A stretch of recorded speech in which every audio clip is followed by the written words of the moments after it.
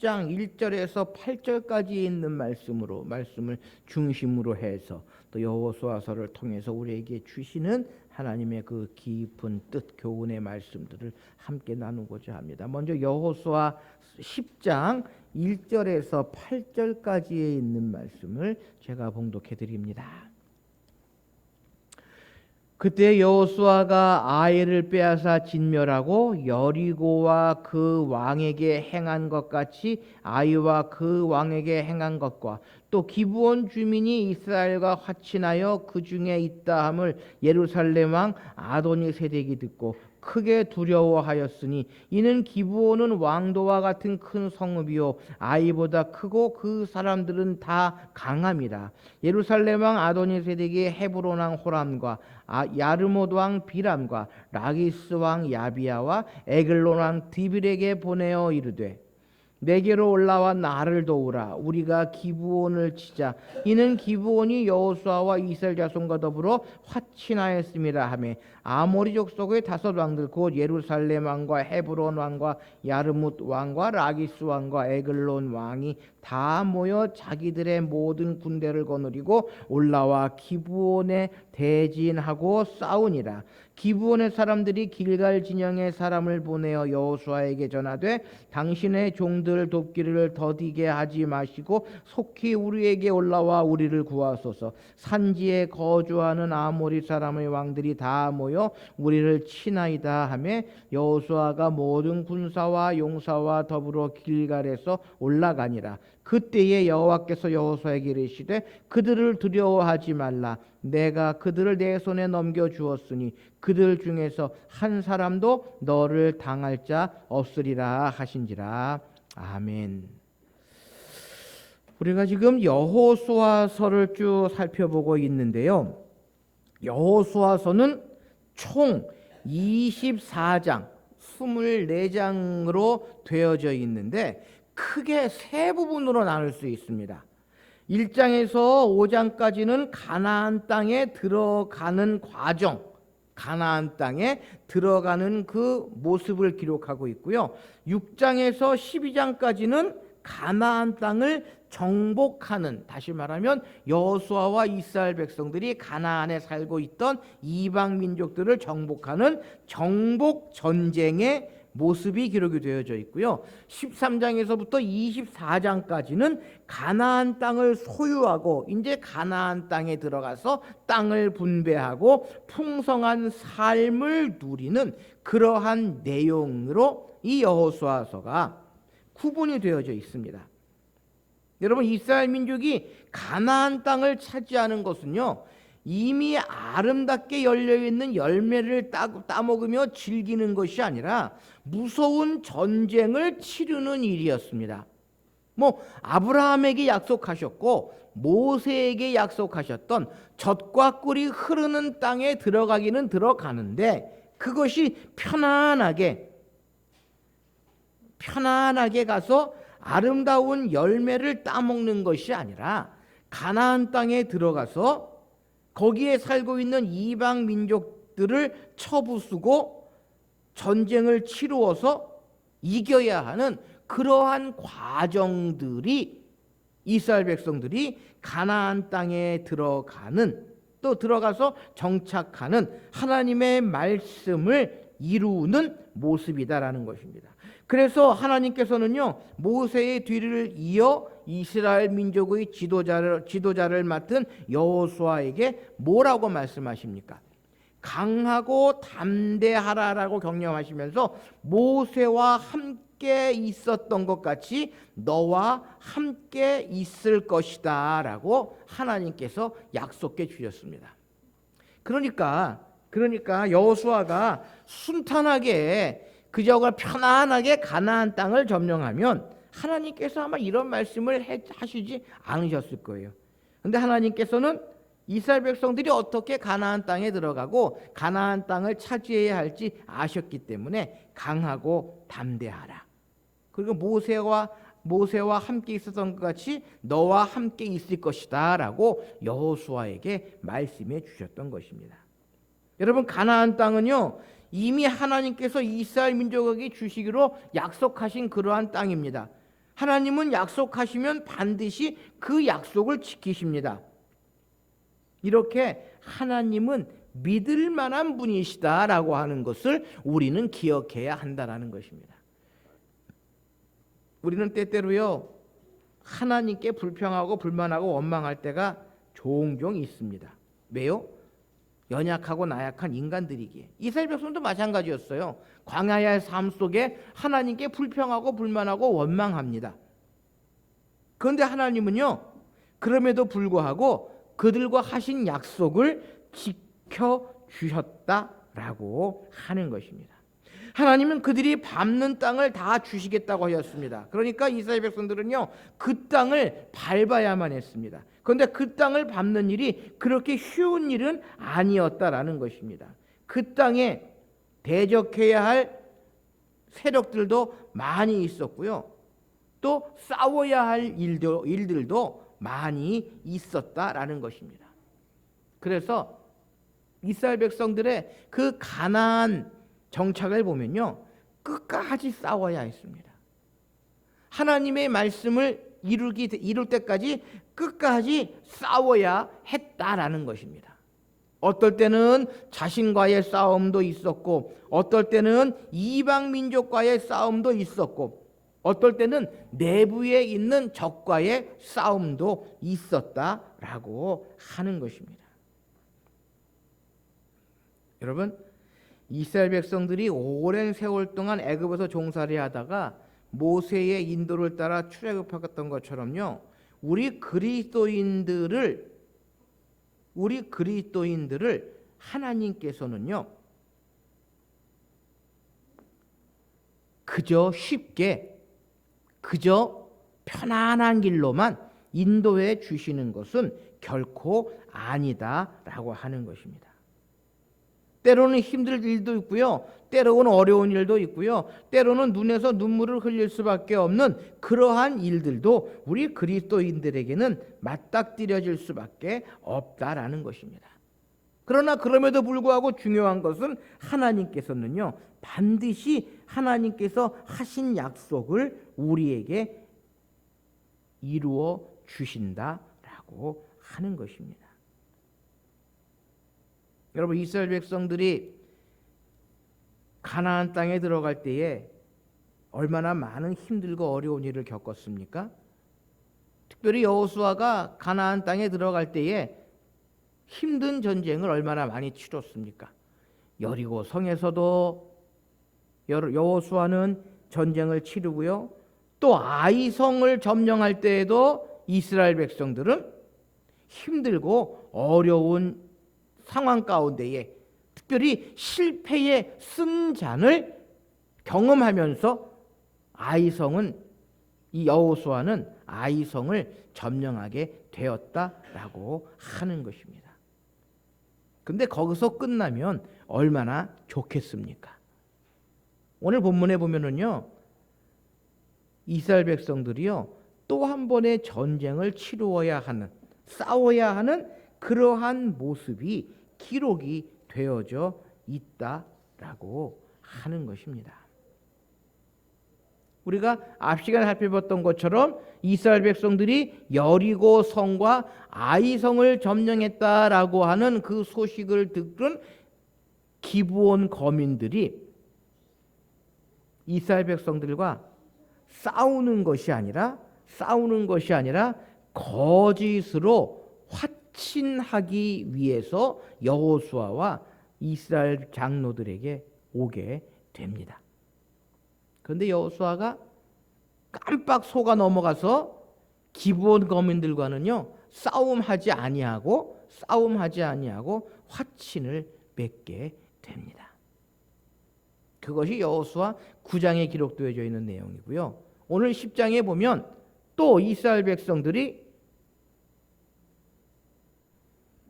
이스라엘 왕, 헤브론 왕, 아르므드 왕, 야기스 왕, 아글론 왕과의 전투, 자신들을 배신한 기브온을 치러 올라오는 이 5 왕들과 여호수아가 싸움을 하게 됩니다. 자, 우리 지도를 좀 한번 잠깐 다음 페이지 보여주시겠습니까? 이게 잘 보이실지 모르겠는데 이스라엘 백성들이요 여리고를 지나서 아이성을 지나서 저 빨간색으로 표시되어 있는 것이 여호수아 군대가 이동하는 경로입니다. 그래서 맨 오른쪽에 보면 길갈에서 그 조금 밑에 오른쪽으로 가면 길갈 밑에 반대로 조금 위로 조금 더 길갈에서 여리고성을 점령을 하고 이스라엘 백성들이 기브온 거민들과 화친을 합니다. 그런데 그 기브온 옆에 있던 예루살렘 왕 그리고 그 밑에 헤브론 왕 좀 더 쭉 내려가면 헤브론이 나오거든요. 헤브론 왕 그리고 왼쪽으로 가면 라기스 에글론이 있습니다. 조금 라기스 옆에 에글론 또 그 위에 아르못 조금 올라가면 아르못 이 5 왕들이 기브온이 자신들을 배신했다고 이스라엘 백성들을 치는 것이 아니라 누구를 치러 올라가냐 하면 기브온 왕을 기브온 거민들과의 전쟁을 하기 위해서 군대를 이끌고 올라갑니다. 그런데 이 여호수아는 기브온 거민들과 약속한 것이 있어서 기브온 거민들이 5 왕이 연합하여 자신들을 치러 올라온다라고 하는 것을 여호수아에게 이야기를 합니다. 그래서 여호수아가 약속한 것이 있어서 여호수아가 이스라엘 백성들을 거닐고 기브온을 지키기 위해서 기브온 땅으로 이동을 합니다. 여러분 한번 생각해 보십시오. 여리고성, 아이성 전투를 할 때에는 한 왕만, 한 성만 생각하면 되는데 지금은 예루살렘 왕, 헤브론 왕, 아르못 왕, 라기스 왕, 에글론 왕 이 5 성이 5 왕들이 연합하여 기브온을 치고 여호수아가 그곳을 도우러 갈 때에 여호수아는 어떠한 생각이 들었겠습니까? 아마 모르기는 해도요 여호수아가 두려움의 생각이 있을 수 있었을 것입니다. 한 왕도 아니고 5 왕이 연합하여 그들과 전쟁을 한다고 하는 것, 전투를 한다고 하는 것, 그것은요 힘들고 어려운 일일 것입니다. 그러나 여호수아는 하나님께서 그들을 두려워하지 말라, 내가 그들을 내 손에 넘겨주었으니 그들 중에서 한 사람도 너를 당할 자 없으리라 라고 하나님 말씀해 주셨다라고 하는 것입니다. 다음 시간에 살펴보겠지만 결론적으로 이 전투에서 누가 이깁니까? 여호수아가 승리를 하게 된다라고 하는 것입니다. 여러분 지금 5 연합군과 싸워야 할 여호수아, 아니 아이성을 점령하고 여리고성을 점령하고 약속을 땅을 차지하기 위해 싸워서 이긴 비결이 과연 어디에 있겠습니까? 그것은요 첫째로는 믿음이었다라는 것입니다. 히브리서 기자도 히브리서 11장 30절 말씀에 믿음으로 7일 동안 여리고를 두루 다니며 성이 무너졌으며 라고 말씀합니다. 여러분 믿음이란 정의하기 어렵지만 전능하신 하나님께 대한 확신과 그에 대한 전적인 신뢰를 의미합니다. 그러므로 하나님을 믿지 않는 비신앙인들은 신앙이 무엇인지 이해하지 못합니다. 믿음 없는 사람의 눈으로 보는 믿음이란 어리석은 것입니다. 따라서 믿는 사람을 어리석게 보는 것이 당연할 수도 있습니다. 사도 바울도요, 고린도 교회에 보내는 편지 이렇게 기록합니다. 십자가의 도가 멸망하는 자들에게는 미련한 것이요 구원을 얻은 우리에게 하나님의 능력이다라고 고백합니다. 여러분, 믿음이란 이처럼 상대적입니다. 믿는 사람에게는 믿음이 하나님의 능력이 되지만 믿지 않는 사람에게는 어리석은 것이다라는 것입니다. 이스라엘 백성들이 여기서 여리고성을 돌았던 사건을 한번 우리 생각해 보십시오. 이 세상에서 이보다 더 어리석은 일이 어디 있겠습니까? 이스라엘 백성이 맨 앞에는 군사들이 있었습니다.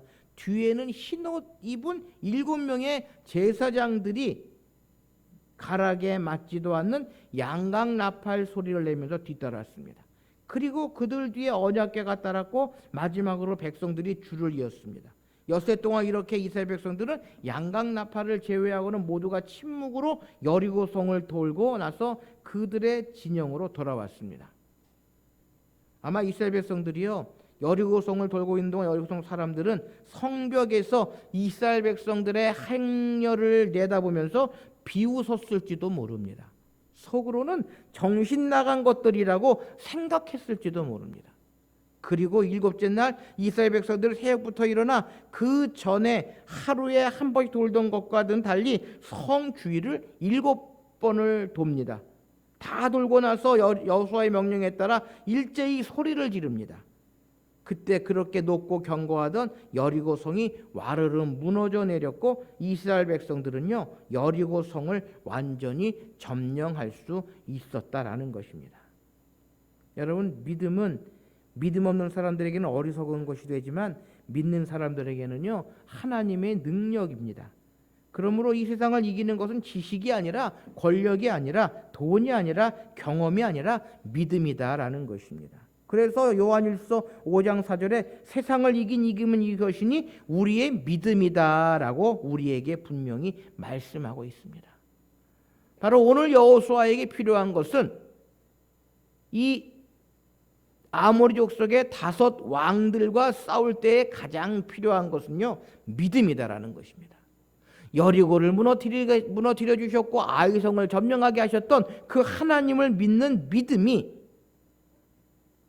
여호수아에게는 필요하다라는 것입니다.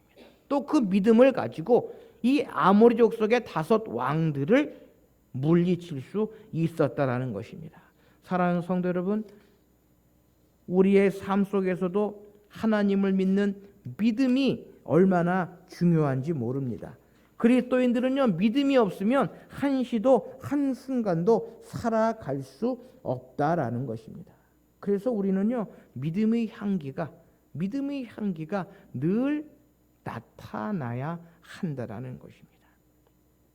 두 번째로 여호수아는요, 순종함으로 모든 싸움을 이루어 나갔다라는 것입니다. 이것은 믿음과 절대적인 관계가 있습니다. 믿음과 순종은요, 한 수레의 2 바퀴와 같습니다. 믿음이 있으면 순종합니다. 여러분, 아브라함이 어떻게 믿음의 조상이 되었습니까? 하나님의 말씀을 절대로 순종했기 때문입니다. 너는 너의 고향과 친척과 아버지의 집을 떠나 내가 내게 지시할 땅으로 가라라고 이야기할 때에 아브라함은요, 그 말씀에 순종하며 나아갔다라고 하는 것입니다. 믿음장이라고 하는 히브리 11장에서 믿음으로 산 사람들을 열거해내면서 8절에 보면은요, 믿음으로 아브라함 부르짖어 받았을 때 순종하여 장래 기업을 받을 땅에 나아갈 때 갈 바를 알지 못하고 나아갔으며라고 기록하고 있습니다. 여러분, 갈 바를 알지 못하지만 우리의 눈앞에 보이지는 않지만 순종하며 나아가는 것이 얼마나 중요한지 모릅니다. 그러므로 믿으면 순종해야 합니다. 믿음의 사람들은요, 순종함이 있어야 한다라는 것입니다. 그런데 안타까운 것은 오늘 이 시대의 교회들의 순종하는 사람들이 얼마나 적은지 모릅니다. 내 생각, 내 믿음, 내 고집, 내 지식, 내 것만을 고집하고요. 순종의 모습을 간직하는 성도들이 얼마나 적은지 모릅니다. 여러분, 이스라엘 백성들이 여리고 성을 점령할 때에 그들에게 가장 중요한 것이 무엇이었습니까? 바로 하나님의 말씀에 순종하는 일이었습니다. 하나님의 말씀에 순종할 때에 이스라엘 백성들은요, 그 모든 정복 전쟁에서 승리할 수 있었다라는 것입니다. 오늘도 여호수아는 아모리 족속의 다섯 왕들과의 전투를 앞두고 있습니다. 그런데 하나님께서 그때 뭐라고 말씀하십니까? 그들을 두려워하지 말라. 내가 그들을 내 손에 넘겨주었으니 그들 중에서 한 사람도 너를 당할 자가 없느니라 라고 말씀하셨을 때에 그 말씀에 순종하면서 전투에 임하게 되었다라는 것입니다. 싸움에 나아가게 되었다라고 하는 것입니다. 여러분, 하나님은요, 자기 백성의 온전한 순종을 요구하십니다. 하나님께서 우리가 끝까지 순종하기를 기다리십니다. 하나님 우리의 순종을 기다리시는 것을 축복으로 알고 오직 하늘이 어두워도 끝까지 순종하며 나아가야 한다라는 것입니다. 하나님을 의지하면서 주님의 말씀에 끝까지 순종할 때에 우리는 모든 일에 승리할 수 있다라고 하는 것입니다. 마지막으로 여호수아가 이 모든 전쟁에서 이길 수 있었던 그 힘은요, 바로 용기다라는 것입니다. 전투에 나가는 사람에게 가장 중요한 것이 무엇입니까? 용기입니다. 용기를 잃은 군인은요, 싸워보나마나 패배합니다. 그래서 하나님은 가나안 땅을 차지하기 위해 나가서 싸울 때 여호수아를 향하여 용기를 가지라고, 강하고 담대하라고 말씀해 주셨습니다. 어떻게 용기를 가질 수 있습니까? 하나님은 내가 너와 함께 있겠다라고 약속하시면서 우리에게 용기를 주신다라는 것입니다. 이사야 41장 10절 말씀을 살펴보면요, 두려워 말라. 내가 너와 함께함이라. 놀라지 말라. 나는 내 하나님이라. 내가 너를 굳세게 하리라. 참으로 너를 도와주리라. 참으로 나의 의로운 손으로 너를 붙들리라 라고 말씀하시면서 하나님의 사람들, 하나님의 백성들에게 용기 있게 모든 일을 이루어 나갈 것을 권면하고 계시다라는 것입니다. 여러분, 우리가 아는 것처럼 다윗과 골리앗의 싸움에서 누가 이겼습니까? 다윗이 이겼습니다. 다윗이 무엇을 가지고 이겼습니까?